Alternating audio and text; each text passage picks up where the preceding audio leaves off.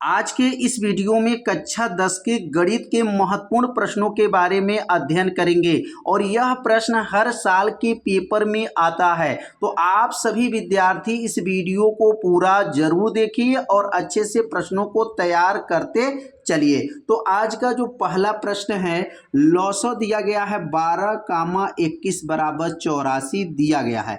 मौसम आपको बताना है 12, 21 का होगा। 4 ऑप्शन दिया गया है, इसमें बताना है कौन ऑप्शन सही है।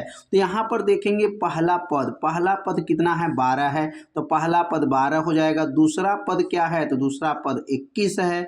लॉसो कितना दिया है, तो लॉसो 84 दिया गया है, तो लॉसो बराबर 84 हो गया है। और इसी संख्या का आपका मौसम पूछा जा रहा है, तो मौसम बराबर प्रश्नवाचक चिन्ह हो गया। मौसम पूछ रहा है तो मौसम का सूत्र क्या होता है, तो मौसम बराबर सूत्र आप लोग याद कर लीजिए, पहला पद गुणे दूसरा पद बटा क्या होता है, लॉसो होता है।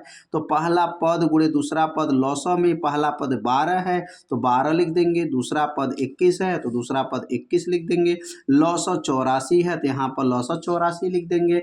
अब 12 में 21 में अब देखेंगे तो 12 से जो है 84 जो है 21 से 84 कट जाएगा, कितने बार में, 4 बार में। तो 12/4 हो गया, 4 तिहाई 12, 3 आ जाएगा। 4 से 12 को काट देंगे तो 3। तो इसमें पहला विकल्प जो है 3 क्या हो जाएगा, सही हो जाएगा। तो उम्मीद करते हैं यह प्रश्न आप लोगों को अच्छे से समझ में आ गया होगा। तो अब दूसरा प्रश्न को देखेंगे। दूसरा प्रश्न क्या महत्वपूर्ण प्रश्न है।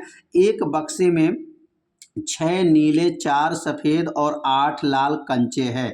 यदि इस बक्से में से एक कंचा यादृच्छा निकाला जाता है तो इसे नीले रंग का होने का प्रायिकता होगी। यहाँ पर 3 प्रकार के कंचे मतलब गोली है। पहला जो कंचे दिया गया नीले कंचे कितना है, 6 गोली है। और सफ़ेद कंचे 4 है, लाल कंचे 8 है। कुल कंचे 6, 4, 8 मतलब तीनों गोली को जोड़ेंगे तो 6, 4, 8 मतलब 18 गोली। इसमें कुल कंचे 18 हो गए। अब कौन से कंचे का प्रायिकता पूछा गया, तो नीले रंग कंचे मतलब नीले रंग का कंचे होने की प्रायिकता पूछा गया।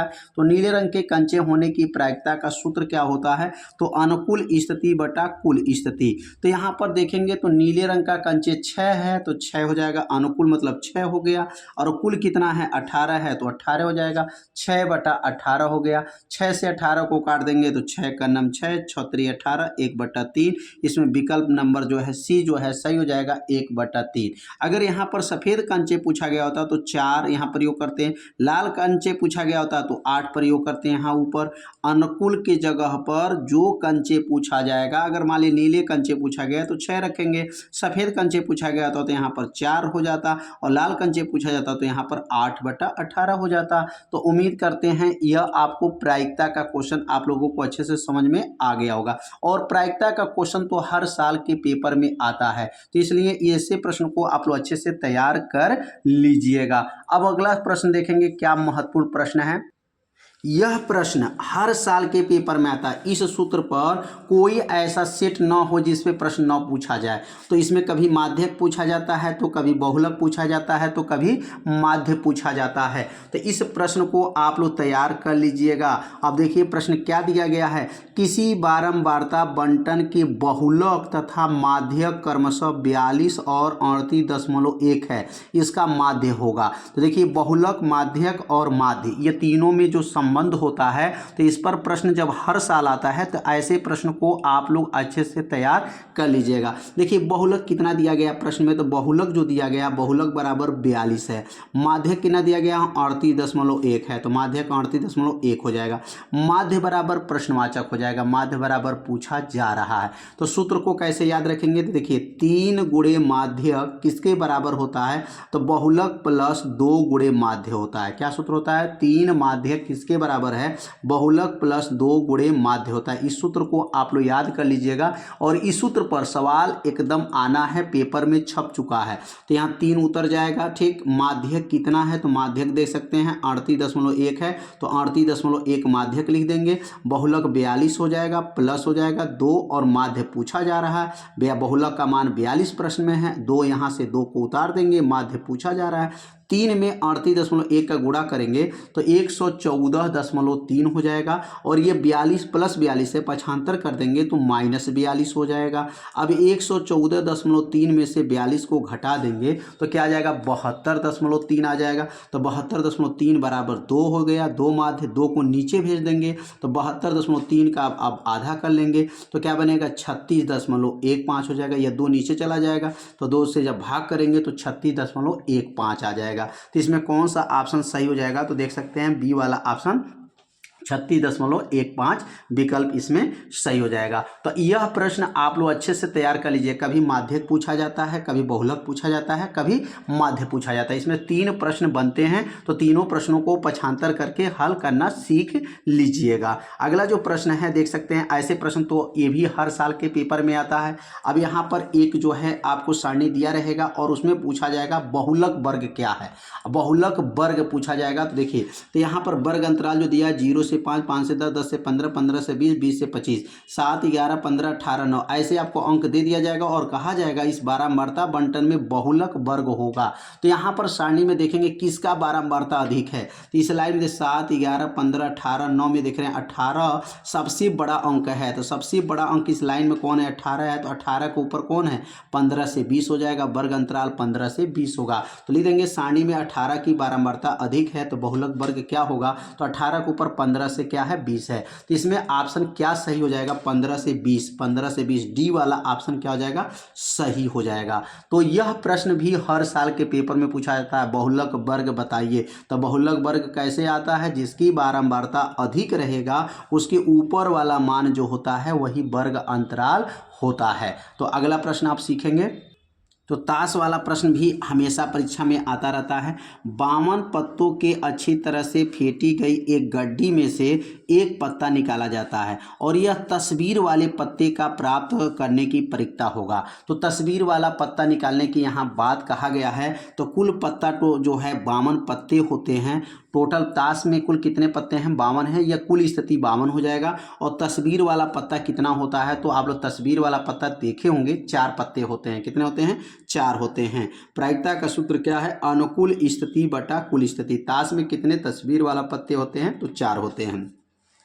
तो प्रायिकता का सूत्र भी याद हो गया होगा, अनुकूल स्थिति बटा कुल स्थिति। अनुकूल कितना है, तो 4 है और कुल कितना है, 52 है। तो 4 बटा क्या हो जाएगा, 4 बटा 52 हो जाएगा। 4 से 52 को काटेंगे तो 4 एक का नाम 4 और 4 से 52 को काटेंगे तो 13 चौक को 52, 13 1 बटा 13। यहाँ पर विकल्प नंबर बी जो है 1 बटा 13 क्या हो जाएगा, सही हो जाएगा। तो याद रखिए तस्वीर वाला पत्ता कितने होते हैं, तो 4 होते हैं। अगला जो प्रश्न है, एक परिमेय संख्या और अपरिमेय संख्या का अंतर होगा। तो याद रखिएगा परिमेय संख्या में अगर अपरिमेय संख्या घटाएंगे तो अपरिमेय संख्या ही होता है। तो यहाँ पर दिया गया सदैव अपरिमेय संख्या, सदैव परिमेय संख्या, परिमेय और अपरिमेय संख्या शून्य। तो परिमेय संख्या और अपरिमेय संख्या का जो अंतर होता है वह सदैव अपरिमेय माना जाता है। जैसे अगर 2 में से कर्ण 3 को घटाएंगे तो अपरिमेय संख्या ही माना जाएगा, उसको परिमेय संख्या नहीं माना जाता। यह भी प्रश्न हमेशा पेपर में आता रहता है, पूछा जाता है। तो सदैव अपरिमेय संख्या होगा। इसमें ए वाला ऑप्शन क्या हो जाएगा, सही हो जाएगा। तो उम्मीद करते हैं ये प्रश्न आप लोगों को अच्छे से समझ में आ रहा होगा। अगला जो प्रश्न बताना है, निम्नलिखित संख्या में से कौन सी संख्या एक परिमेय संख्या। अब यहाँ परिमेय संख्या बताना है। देखिए यहाँ कर्णी 3 बटा कर्णी 5 है, ये कर्णी में लगा है इसलिए अपरिमेय संख्या है। 7 दूनी 14, तो कर्णी में 14 होगा तो कर्णी 14 भी अपरिमेय संख्या, 12 भी अपरिमेय संख्या। अब इसको चेक करेंगे तो एक कोष्टक में a प्लस बी है, दूसरे कोष्टक में a माइनस बी है। तो यहाँ पर अगर देखा जाए तो वर्गा अंतराल बनेगा, एक कोष्टक में a प्लस बी, दूसरे कोष्टक में a माइनस बी होगा। तो a का वर्ग माइनस b का वर्ग फार्मूला बन जाएगा। तो a के जगह पर कर्णी में 5 का वर्ग हो जाएगा, माइनस b के जगह पर कर्णी 7 का वर्ग हो जाएगा। वर्ग से कर्णी हट जाता है, वर्ग से कर्णी हटाएंगे 5 होगा, वर्ग से कर्णी हटेगा 7 होगा, 5 में से 7 घटाएंगे -2 आ गया। अब बताइए -2 जब आ गया, यहाँ से कर्णी हट चुका है। अब जब कर्णी हट गया तो कौन संख्या होगा, परिमेय संख्या होगा। इसका मतलब इसमें परिमेय संख्या कौन सही होगा, सी वाला ऑप्शन जो है यह परिमेय संख्या होगा। इसमें बताना है परिमेय संख्या कौन है, तो यह वाला संख्या परिमेय संख्या हो जाएगा, सी वाला ऑप्शन सही है। और यह क्वेश्चन तो कई सालों से आता है, तो इसलिए इस प्रश्न को आप सभी विद्यार्थी अच्छे से तैयार करिएगा। बिंदुओं a, b और b, -a के बीच की दूरी होगी। 4 ऑप्शन दिया गया है, दूरी आपको बताना है। यहाँ पर जब दूरी पूछा गया है तो पहला निर्देशांक लिखेंगे a, b, दूसरा निर्देशांक b, -a है। इसको x1 y1 मानेंगे, इसको x2 y2 मानेंगे, ठीक ना। दो निर्देशांक जब रहता है तो इसको पहला वाला को x1 y1, दूसरे वाला को x2 y2 मानते हैं। दूरी का सूत्र होता है d बराबर √x1 - x2 का वर्ग प्लस y1 - y2 का वर्ग। ये दूरी का फार्मूला है। अब यह लिखेंगे d बराबर √x1, तो x1 कितना है तो कहेंगे a है, तो यहाँ a हो जाएगा, माइनस x2 b है तो a - b का वर्ग हो जाएगा, प्लस b माइनस यहाँ पर a। अब देखिए यहाँ पर जो है y1 कितना है तो y1 b है और y2 माइनस है, तो माइनस ये और माइनस ये मिल करके प्लस हो जाएगा, तो यहाँ पर b प्लस a का होल स्क्वायर हो जाएगा। अब यहाँ पर होल स्क्वायर जब तोड़ेंगे तो a square plus b square minus 2ab होगा। इसका होल स्क्वायर तोड़ेंगे, यहाँ पर भी होल स्क्वायर तोड़ेंगे लेकिन प्लस का, तो यहाँ पर b square plus a square plus 2ab होगा, क्योंकि b प्लस a का होल स्क्वायर तोड़ना है। अब देखेंगे 2ab प्लस में है, 2ab माइनस में कट जाएगा, 2ab से 2ab खत्म, क्या बचेगा 2a स्क्वायर। कैसे हुआ, a का स्क्वायर यहाँ पर है और a स्क्वायर यहाँ पर है, तो 2a का स्क्वायर हो जाएगा प्लस 2b का स्क्वायर हो जाएगा। एक b यहाँ पर है और एक b यहाँ पर है, तो 2b का स्क्वायर हो जाएगा। तो इसका मतलब d वाला ऑप्शन क्या हो जाएगा, सही हो जाएगा। विकल्प d √2a square plus 2b square हो जाएगा। यह बीच की दूरी निकल गया। दूरी का सूत्र भी आप लोग याद रख लीजिए, x1 - x2 वर्ग प्लस y1 - y2 का वर्ग है। अब अगला प्रश्न को समझेंगे।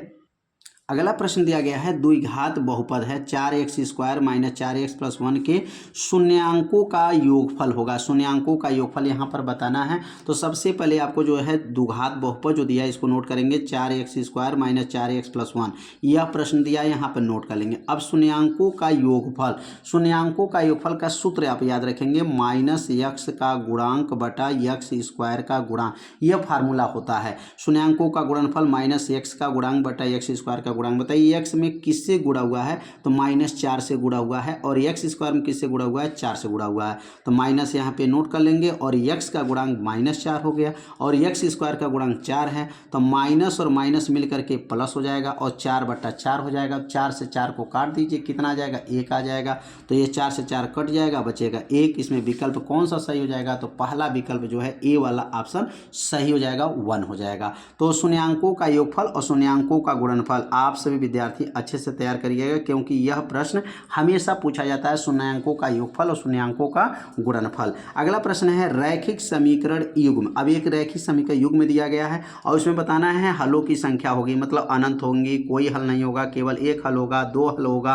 तो यहाँ पर सबसे पहले जो दिया गया, पहले समीकरण को नोट करेंगे, x - y = 8 है, 8 को पक्षांतर करेंगे तो +8 हो जाएगा। जो +8 था पक्षांतर करने पे क्या हो जाएगा, -8 हो जाएगा। तो यह +8 को पक्षांतर करेंगे, x - y = 8 हो गया। तुलना करेंगे a1x + b1y + c1 = 0 से तुलना करेंगे, तो a1 का मान यहाँ कितना है तो 1 है, छिपा है, और b1 का मान -1 है और c1 का मान -8 है। तो यहाँ a1 1, b1 -1, c1 = -8। इसी प्रकार अगर दूसरा समीकरण की बात करेंगे तो यहाँ दूसरा समीकरण भी दिया गया है, 3x - 3y, 3x - 3y = 16। 16 को पक्षांतर करेंगे तो यह -16 हो जाएगा। अब इसको तुलना किससे करेंगे, तो a2x + b2y + c2y 0 से तुलना करेंगे, तो a2 के सामने 3 है, b2 के सामने -3 है और c2 के सामने -16 है, तो a2 3, b2 -3, c2 -16 है। अब यहाँ पर जो मान निकाला जाएगा, तो पहले जब मान निकाल के चेक करेंगे कि a1/a2 का मान क्या है, b1/b2 का मान क्या है और c1/c2 का मान क्या है।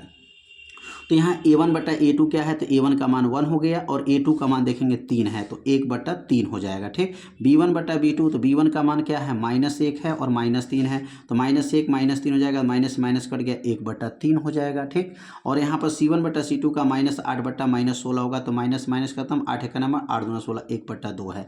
तो यहाँ पे क्या देख रहे हैं, दो मान तो बराबर है लेकिन तीसरा मान बराबर नहीं है। तो सूत्र क्या होता है, जब a1/a2 = b1/b2, ये दो मान तो बराबर है, नॉट इक्वल टू c1/c2, मतलब तीसरा मान बराबर नहीं है। तो ये दो मान बराबर हो और तीसरा मान बराबर न हो तो क्या नियम होता है, कोई हल नहीं, कोई हल नहीं है इसमें, तो कोई हल नहीं होगा, इसमें कोई नहीं है, तो इसका मतलब इसमें बी वाला ऑप्शन क्या हो जाएगा, सही हो जाएगा, कोई हल नहीं है।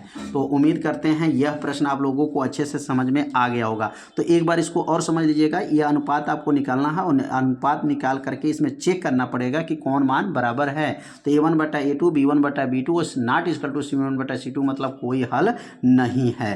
तो ये अगला प्रश्न को अब समझेंगे कि अगला प्रश्न महत्वपूर्ण कौन सा है। तो अब अगला प्रश्न है, यदि समीकरण x स्क्वायर माइनस के एक्स माइनस 8 बराबर 0 का एक मूल 2 है। अब देखिए यहाँ पर एक मूल 2 है तो k का मान बताना है।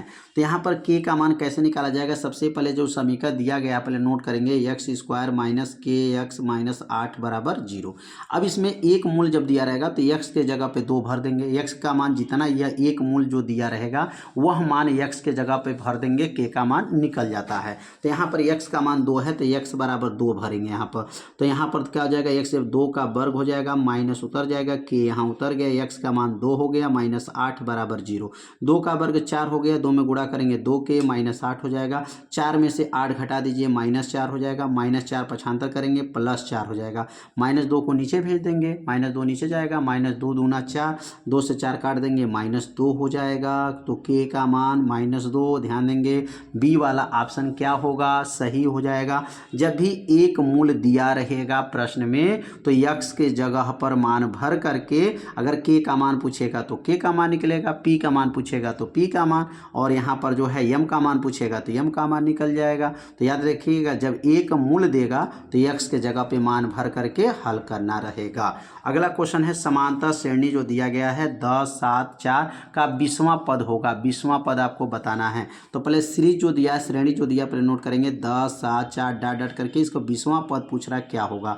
तो a का नाम क्या है, प्रथम पद है, प्रथम पद कितना है तो 10 है, तो a बराबर 10 हो गया। सार्वांतर इसको निकालते हैं, सार्वांतर कैसे निकलता है, दूसरे वाले पद में से पहले वाले पद को घटाते हैं तो सार्वांतर निकलता है। तो d बराबर t2 में से t1 घटा दी, मैं दूसरे वाले पद में से पहले वाले पद को घटाएंगे, 7 में से 10 घटेगा माइनस 3 आ जाएगा। अब tn का मतलब होता है यनवा पद, और यनवा पद का सूत्र क्या होता है, tn में a plus n minus 1 into D. अब यहाँ t, अब यहाँ 20वां पद पूछा गया तो t 20 हो जाएगा, मतलब 20वां पद निकालना है। तो a के जगह पर क्या है, तो a के जगह पे 10 हो जाएगा, प्लस हो गया, n के जगह पर 20 माइनस 1 हो जाएगा, और d का मान क्या है माइनस 3 है तो माइनस 3 रख देंगे, 10 यहाँ नोट हो जाएगा, 20 में से 1 घटेगा 19 हो गया, 19 में माइनस 3 का गुणा करेंगे, 19 तियाँ क्या हो जाएगा तो 57 हो जाएगा, 19 तियाँ 57 हो गया, और 10 में से 57 घटा देंगे तो माइनस 47 हो जाएगा, माइनस 47 यहाँ पर हो जाएगा,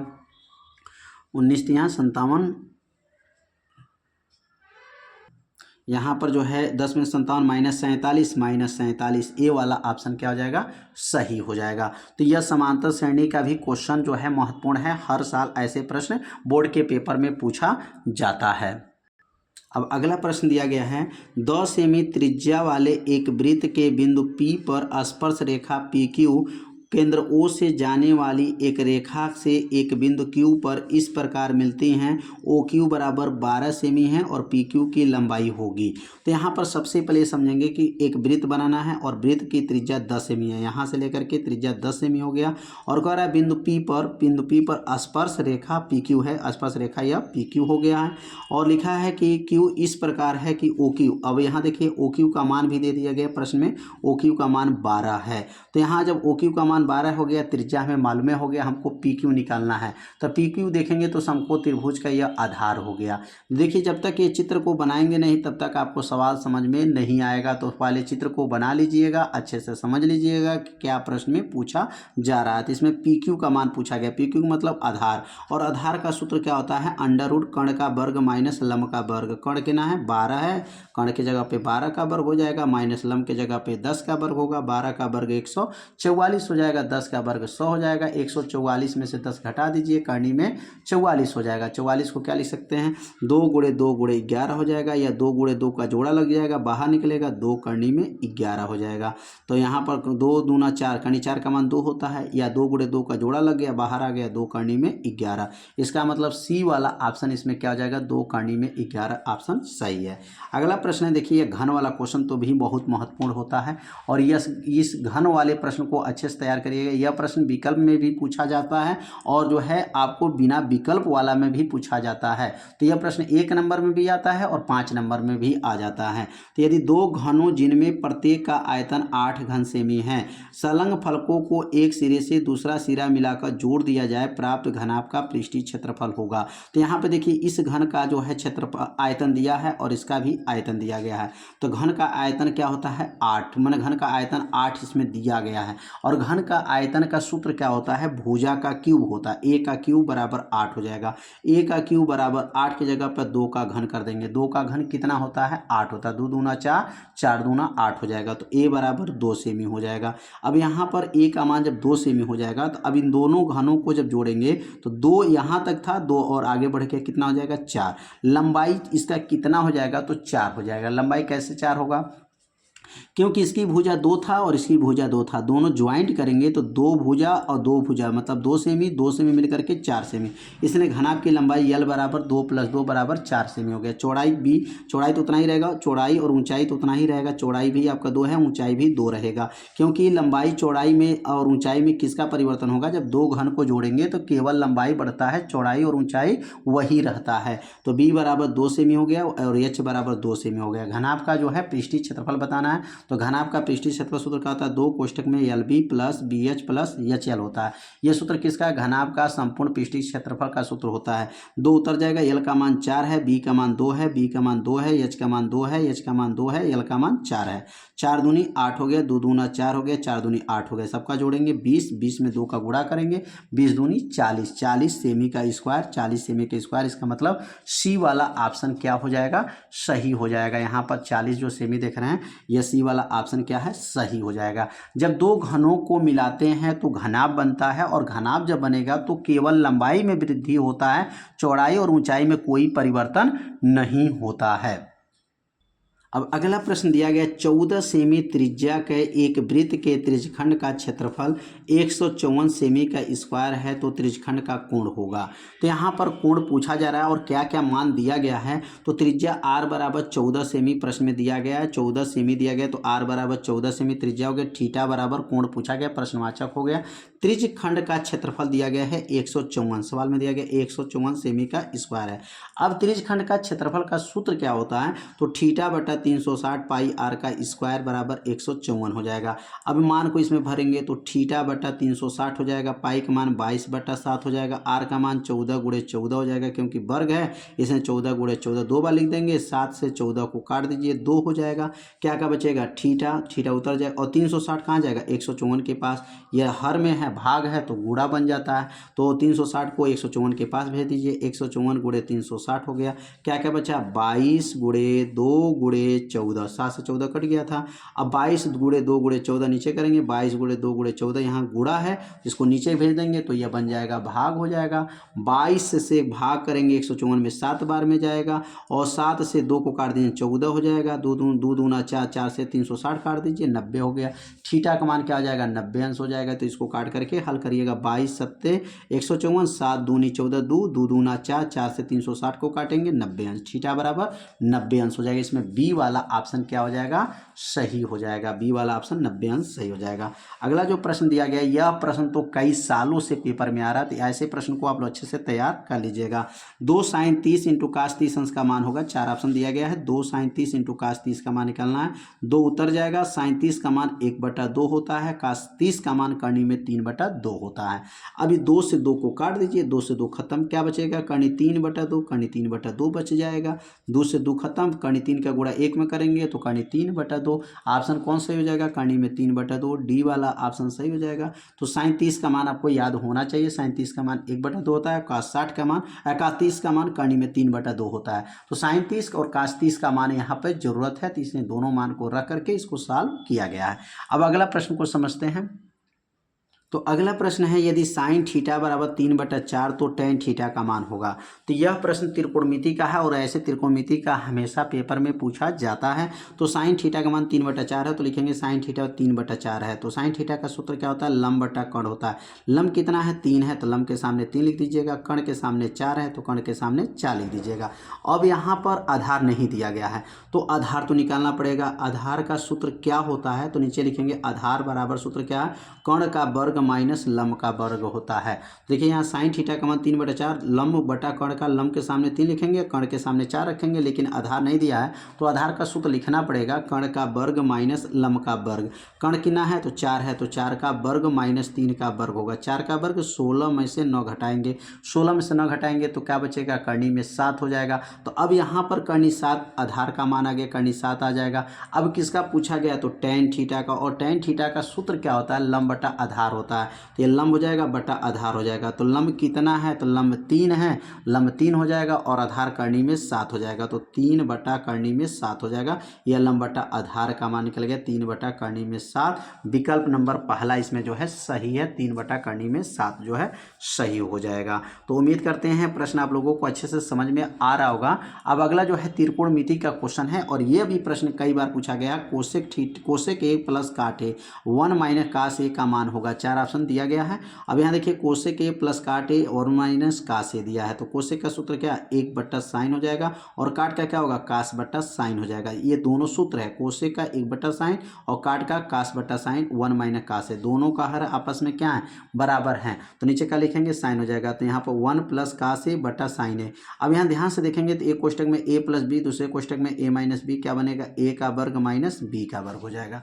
तो ए का वर्ग माइनस बी का वर्ग लागू करेंगे बटा साइन ए हो जाएगा। तो ए का वर्ग 1 हो गया और माइनस कास का वर्ग 1 माइनस कास स्क्वायर। तो 1 माइनस कास स्क्वायर का फार्मूला आप जानते हैं, 1 माइनस कास स्क्वायर बन जाएगा, एक का वर्ग 1, कास का वर्ग 1 minus cos square sine square हो जाएगा और एगो साइन से वो साइन कट जाएगा, बचेगा साइन ए। उम्मीद करते हैं समझ में आ गया होगा। यहाँ पे ध्यान दीजिएगा, यहाँ कोसेक को बदले हैं और यहाँ काट को बदले हैं और यहाँ वर्गा अंतराल बन गया। वर्गा अंतराल मतलब एक कोष्टक में ए प्लस बी, दूसरे कोष्टक में ए माइनस बी, ए का वर्ग माइनस बी का वर्ग हो गया और 1 माइनस कास का वर्ग हुआ, 1 minus cos square sine square होता है और एक साइन से साइन कट गया, बचेगा साइन ए। इसमें ऑप्शन डी वाला ऑप्शन क्या हो जाएगा, सही हो जाएगा। तो अगला प्रश्न, यह प्रश्न तो हर साल ही आता है समझिए। अब ऐसे प्रश्न को आप लोग तैयार कर लीजिएगा, पेपर में ऐसा प्रश्न हमेशा छपा रहता है।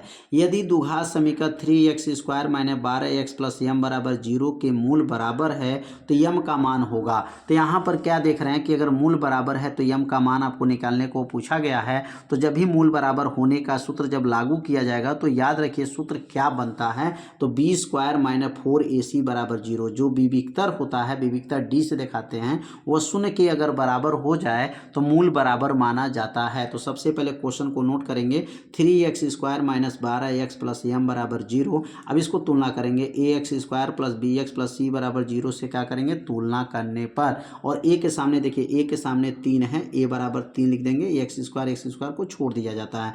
a के सामने 3 है, b के सामने माइनस 12 है और c के सामने यम है। तो a बराबर 3, b बराबर माइनस 12 और c बराबर यम है। और सूत्र क्या होता है, b स्क्वायर माइनस 4ac बराबर 0, यह विविक्तर का सूत्र होता है। b के जगह पर माइनस 12 का वर्ग करेंगे क्योंकि माइनस 12 दिया है, तो माइनस 12 का वर्ग हो गया माइनस 4, a का मान 3, c का मान यम बराबर 0।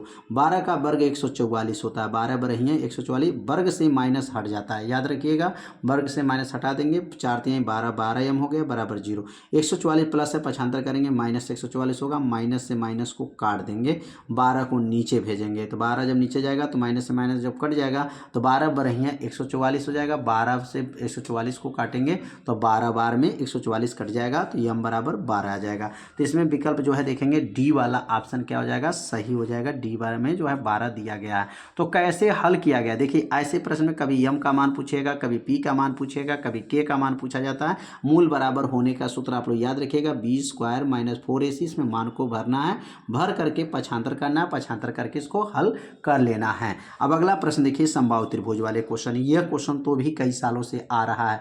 एक समबाहु त्रिभुज ABC की भुजा 2a है, इसके प्रत्येक शीर्षलंब की लंबाई होगी। यहाँ शीर्षलंब की लंबाई पूछा गया, तो सबसे पहले क्या करना है, एक समबाहु त्रिभुज आपको खांच देना है। समबाहु त्रिभुज किसे कहते हैं? जिसकी तीनों भुजाएं आपस में क्या होते हैं? बराबर हों। तो देखिए यह 2a है, ये भी 2a है और ये 2a को बांटना पड़ेगा क्योंकि ये शीर्ष लंब जब डाला जाता है तो ये मध्य बिंदु पर आता है। तो मध्य बिंदु मतलब यहाँ से लेकर के यहाँ तक a है और यहाँ से लेकर के a और a जोड़ेंगे तो कितना होगा? 2a हो जाएगा। तो इसमें शीर्ष लंब, ये लंब का मान पूछा जा रहा है। इस त्रिभुज में ये लंब का मान निकालना है। तो लंब का सूत्र क्या होता है? लंब बराबर होता है अंडर रूट कर्ण का वर्ग माइनस आधार का वर्ग होता है। तो कर्ण कितना है? 2a है, तो यहाँ लिखेंगे 2a का वर्ग हो जाएगा माइनस आधार कितना है? a है, तो a का वर्ग हो जाएगा। 2 का वर्ग कितना होता है? 4a का स्क्वायर हो जाएगा माइनस a का स्क्वायर हो जाएगा। तो 4a स्क्वायर में से जब a का स्क्वायर घटा देंगे तो क्या बनेगा? 3a का स्क्वायर हो जाएगा। अब यहाँ 3a का स्क्वायर से वर्ग से इसका करनी, केवल a का करनी हट जाएगा, वर्ग से करनी हटेगा तो बाहर आएगा, तो a बाहर आ गया और करनी में 3 आ गया। इसका मतलब a करनी में 3 जो है यह शीर्ष लंब की माप होगा। तो शीर्ष लंब निकालने के लिए हमको यहाँ लंब का प्रयोग करना पड़ेगा। त्रिभुज समकोण त्रिभुज है तो पाइथागोरस प्रमेय का प्रयोग करके यहाँ पर लंब का मान निकाला गया। तो उम्मीद करते हैं आज का ये वीडियो आप लोगों के लिए बहुत ही महत्वपूर्ण बना है और यह वीडियो आप लोगों को अच्छा लगा होगा। तो इसलिए इस वीडियो को अपने दोस्तों के पास शेयर भी कर दीजिए, वीडियो को लाइक कर दीजिए और चैनल पर यदि आप पहली बार आए होंगे तो चैनल को सब्सक्राइब जरूर कर लीजिए। बहुत मेहनत करके वीडियो बनाया जाता है तो आपसे यही उम्मीद करते हैं वीडियो को लाइक जरूर करेंगे और चैनल को सब्सक्राइब जरूर करेंगे। तो मिलते हैं अब अगले भाग में, तो तब तक के लिए जय हिंद जय भारत।